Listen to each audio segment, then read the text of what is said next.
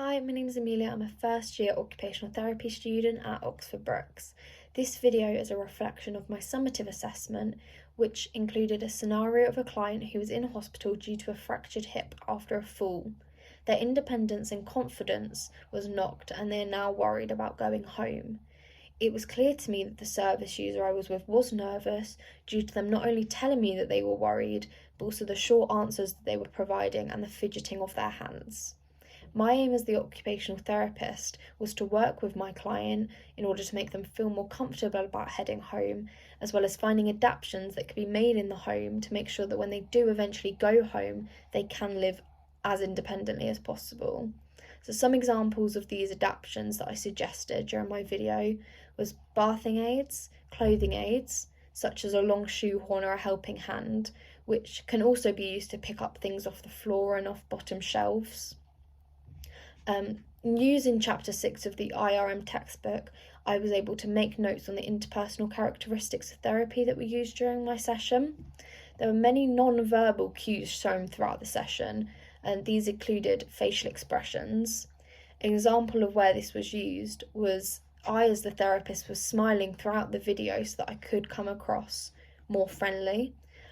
Positive body language was used, as I sat at a 45-degree angle to the client so they didn't feel like they were being interrogated, as well as sitting forward in my chair to show that I was interested and I was listening and I was willing to listen and help with their needs and their wishes.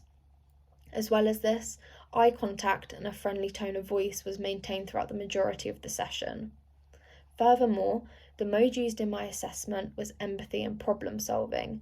Empathy was shown through what I've already mentioned before about positive body language and eye contact, ensuring that the client was aware that I was listening and I was willing to assist them.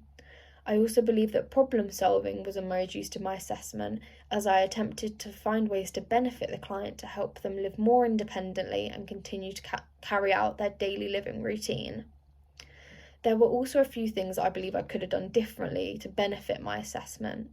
Firstly, I could have spoken up a little bit, because after watching my video back, I noticed that my voice wasn't portrayed in a loud way. It was quite quiet in the video. And although I was running out of time, I should have asked a few more questions to my service user in order to find out a little bit more about them on a personal level. So I could have also included information about their culture, as well as finding out more ways I could have helped them with their daily routine and living more independently, and ways to make them feel a little bit more comfortable in the hospital and during their journey home.